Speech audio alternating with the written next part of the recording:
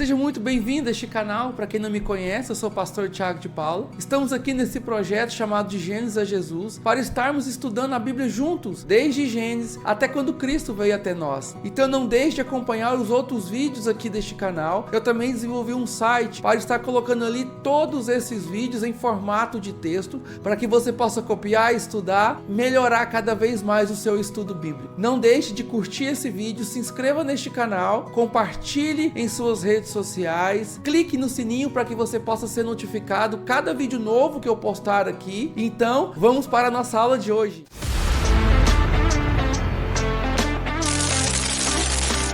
Então, seja muito bem-vindo a esta quarta aula deste nosso projeto de Gênesis a Jesus, que nós estamos abordando desde a criação até a vinda do Messias. E agora daremos início à nossa quarta aula, que tem o título de A Queda do Homem, a Queda da Humanidade. Estamos agora no capítulo 3 de Gênesis, onde narra a queda da humanidade.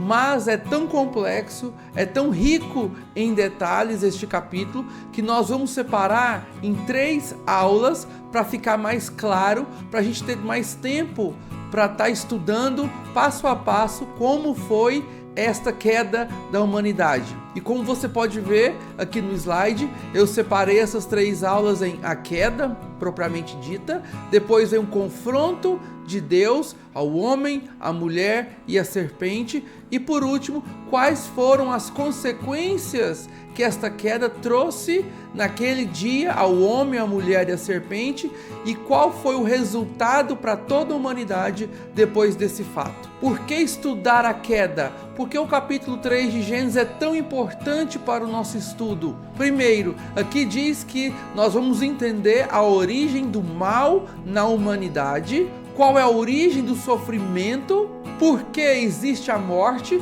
por que o homem é ingrato, qual a origem da ingratidão do ser humano.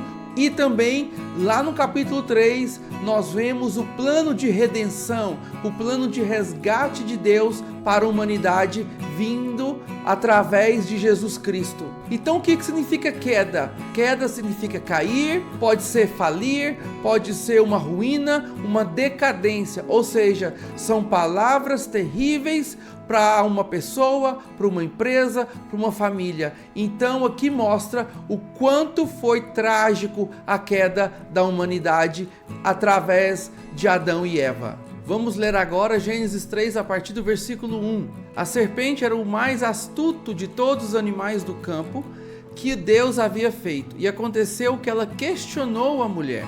Então foi isto mesmo que Deus falou? Vós não podeis comer nenhum dos frutos das árvores do jardim? Ao que declarou a mulher à serpente: nós podemos comer dos frutos das árvores do jardim, mas do fruto da árvore que está no centro do jardim, Deus disse: dele não comereis, dele não tocareis, para que não morrais. A serpente então alegou à mulher: com toda certeza não morrereis. Ora, Deus sabe que, no dia em que dele comerdes, vossos olhos se abrirão, e vós, como Deus, sereis conhecedores do bem e do mal. Aqui temos o relato desse diálogo entre mulher e serpente. O que levou Eva estar perto, estar diante deste animal, para ter esse tipo de diálogo com a serpente? Onde estava Adão? Onde estava o seu esposo, que Deus colocou ali para vigiar, para guardar esse jardim? Adão não cumpriu o seu papel ali diante de Eva e da serpente. Diante desse relato, nós vemos questões interessantes aqui. Primeiro, diz que a serpente conversou com Eva. Até então, nós vemos só Adão e Eva como seres que poderiam falar. E agora nós vemos que um animal passou também a conversar, a falar. O que aconteceu para que esse animal pudesse falar com Adão e Eva? Depois nós vemos que essa serpente, além de poder falar, ela já tinha um conhecimento da ordem de Deus, que Deus deu ao homem lá no capítulo 2, dizendo que ele não poderia comer daquele fruto. E nós vemos na serpente uma inocência fingida, porque ela disse: vocês não podem comer de nada que tem no jardim? Deus colocou todos esses frutos e proibiu vocês de comer de todos eles? É lógico que a serpente sabia que eles não estavam proibidos de comer todos os frutos. Eles estavam proibidos de comer apenas aquele fruto da árvore do conhecimento do bem e do mal. E com isso, a serpente gerou uma dúvida no coração da mulher sobre a bondade de Deus.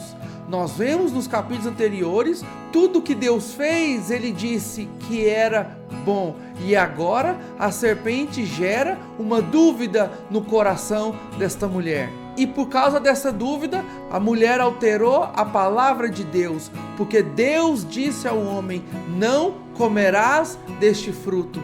E a mulher disse que Deus havia ordenado não tocar e também não comer. A mulher aumentou a ordem de Deus ali na hora que ela estava conversando com a serpente. E a serpente, não mentindo para Eva, porque ela disse: é certo que vocês não vão morrer. É exato, eles não morreram de imediato, mas nós vemos aí uma meia verdade que a serpente disse à mulher, porque de fato eles não morreram naquele momento, mas a partir do fato deles terem comido aquela fruta, eles passaram a morrer. Suas células, seu corpo passou a morrer.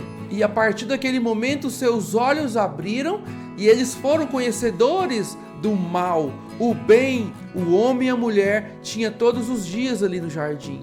Quando a serpente ofereceu esse fruto, ela disse que eles teriam conhecimento do bem e do mal, mas isso não é verdade. O único conhecimento que eles tiveram a partir de então foi do mal. Tanto que Jesus, lá em Mateus 6, diz que basta o mal de cada dia.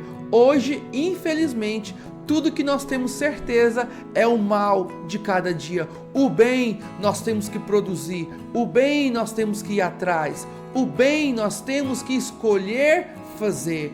E aqui, para responder por que esse animal começou a dizer, teólogos têm várias opiniões, questionamentos, teorias do que aconteceu naquele dia. Muitos dizem que foi um ventriloquismo, que a serpente foi induzida, foi usada por um outro ser para falar.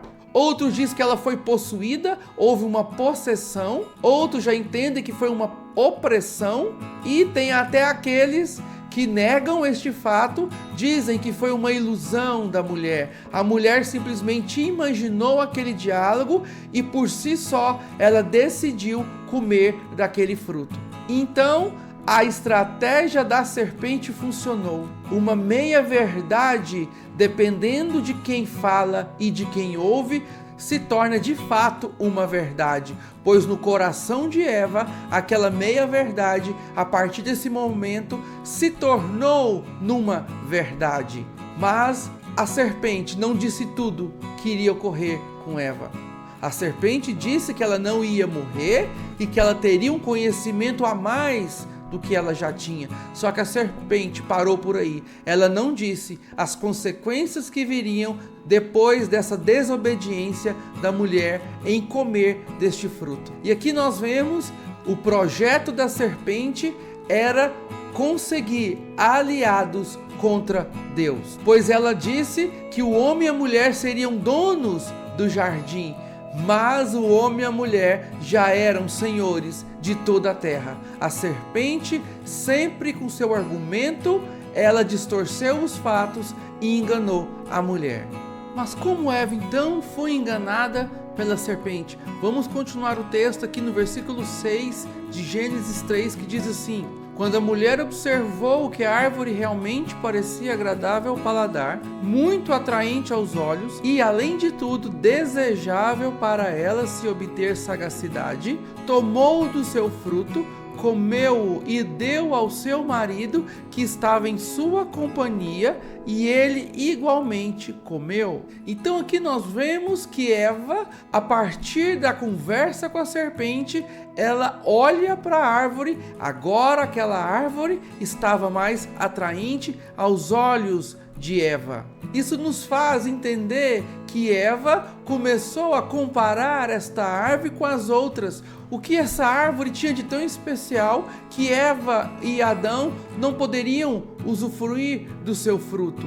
O quão importante era essa árvore em comparação às outras? A tendência de nós seres humanos é achar tudo que é proibido se torna melhor, se torna mais desejável, se torna mais atraente para nós. Trazendo esse entendimento, eu coloquei aqui duas palavras, tanto em Gênesis 3:6 quanto em Êxodo 20:17. Nesses dois relatos, esta palavra é a mesma, pois Gênesis 3:6 fala do que é desejável, fala do que é atraente, daquilo que nos atrai, e em Êxodo 20:17 fala sobre não cobiçar nada que vem do próximo. Lembrando que hebraico se lê da direita para a esquerda, e aqui nós temos essas duas palavras. A primeira, aqui ao lado do meu rosto, aqui na câmera, temos tarmod, que quer dizer cobiça. A outra palavra é nermad, que quer dizer desejável. Mas o que nós temos que entender é que no hebraico existem a raiz das palavras. Todas as palavras possuem uma raiz. E aqui a raiz são essas três letras em dourado. Você observando bem, dá para perceber que elas são iguais. Então, na palavra de Deus, a cobiça é igual ao desejo. Todo desejo vem por causa da cobiça do ser humano. Em Tiago 4 diz que de onde vêm as guerras? Porque o ser humano briga muito um com o outro. Aí o próprio Tiago responde: é por causa da cobiça de vocês, porque vocês não estão satisfeitos com aquilo que vocês têm que ter o que o outro tem também. E é exatamente isto que mostra o texto quando Eva olhou para aquele fruto e viu que ele era desejável. Eva cobiçou aquele fruto. Em 1 João 2,16 diz assim: porque tudo que há no mundo, a cobiça da carne, a cobiça dos olhos e a soberba da vida, não procede do Pai, mas procede do mundo.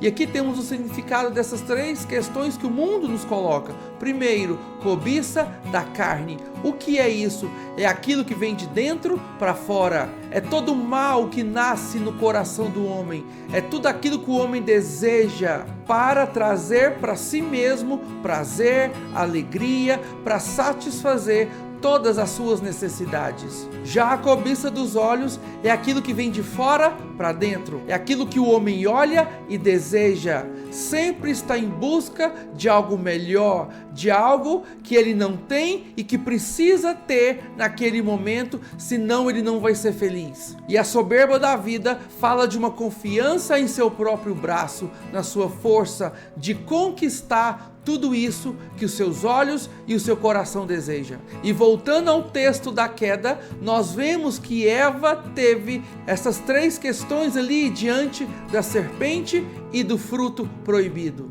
Quando diz que era agradável ao paladar, isso fala da cobiça da carne, aquilo que iria agradar seu corpo. Depois diz que o fruto se tornou atraente aos olhos. Então aqui é o que está lá em 1 João sobre a cobiça dos olhos. E tudo aquilo era desejável para ter entendimento, para conquistar algo maior de conhecimento. Isso nos fala da soberba da vida.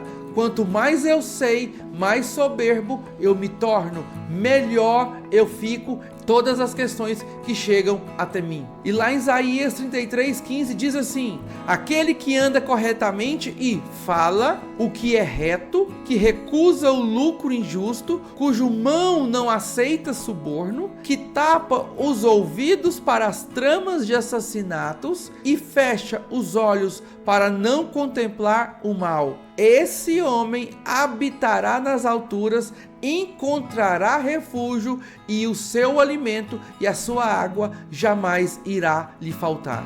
Esse texto de Isaías nos mostra, nos ensina que por causa do pecado, nós não precisamos viver com os nossos órgãos do sentido de forma corrupta.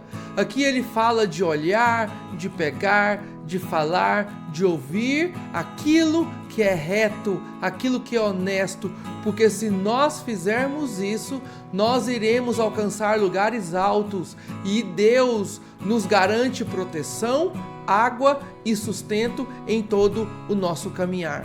Você não precisa ficar com raiva de Eva, porque ela pecou, porque ela foi enganada pela serpente. No texto diz que Adão estava com ela. Olha a palavra em hebraico que está lá no texto, imá, que quer dizer com ela. O que está dizendo é o seguinte: ela também deu ao seu marido que estava com ela e ele comeu. Então tudo indica pelo texto em hebraico que Adão estava presente de Eva quando ela estava tendo esse diálogo com a serpente. Muitos dizem que Adão não estava presente, Adão deixou Eva sozinha, mas pelo texto original em hebraico diz sim que Adão estava presente nesta conversa entre Eva e a serpente. E em vários momentos do diálogo entre Eva e a serpente, o pronome utilizado quando a serpente se refere a Eva é no plural. As terminações das palavras em hebraico nos mostra qual foi o pronome utilizado. A maioria das palavras indicam que o pronome utilizado foi vocês e não você, porque vocês em hebraico é atem e você é atá. Há uma diferença entre o singular e o plural nos pronomes das palavras em hebraico. E depois desse fato, muito se fala do silêncio de Adão. Por que que Adão não disse nada? Por que que Adão não questionou a mulher e muito menos a serpente? Isso nos mostra uma característica terrível dos homens hoje. Quando o homem precisa tomar uma atitude e ele se vê numa situação desconfortável, ele se cala, ele se afasta, ele prefere não se envolver.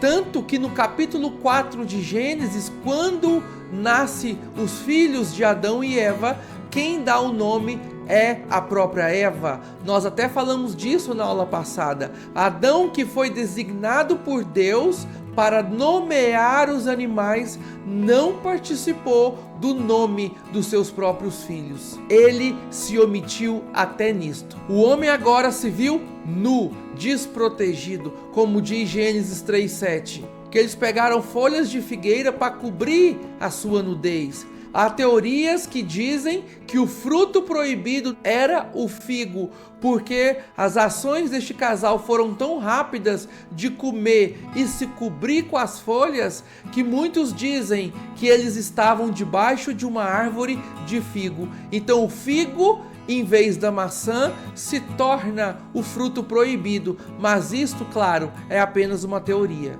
E agora, o homem, além de ter uma nova roupa, o homem busca agora um novo esconderijo para se proteger do Senhor. Quando Deus vem conversar com o homem na viração do dia, o homem se esconde atrás das árvores. E o interessante é que essas mesmas árvores foram feitas por Deus para trazer descanso, sombra e sustento ao homem. E desta mesma forma, hoje em dia, os homens se escondem atrás daquilo que era para trazer descanso e sustento. Porque hoje o homem, por causa da correria do dia, por causa do seu trabalho, ele diz: eu não tenho tempo, Eu não tenho tempo de buscar o Senhor, eu não tenho tempo de orar, eu não tenho tempo de ir na igreja, eu não tenho tempo de ler a Bíblia. Aquilo que Deus fez para trazer descanso ao homem, o homem diz: eu não tenho tempo. O homem se esconde atrás das árvores de hoje. Em Romanos 5 cita este fato que aconteceu no Éden, que o pecado entrou no mundo através de Adão e Eva, porque eles pecaram no Éden, toda a humanidade pecou em Adão e Eva. Então a morte, o pecado, tudo que é mal veio por causa deste momento na história em que o homem e a mulher pecam diante do Senhor. Por isto, Jesus Cristo veio para nos libertar da escravidão do pecado e nos resgatar do poder da morte. Então, muito obrigado por assistir mais esta aula. Espero que esta mensagem tenha falado ao teu coração. Compartilhe nas suas redes sociais. Não deixe de se inscrever neste canal. Curta esse vídeo. Clique também no sininho para que você seja notificado de todos os vídeos que eu colocar aqui. Fique com Deus e paz e graça.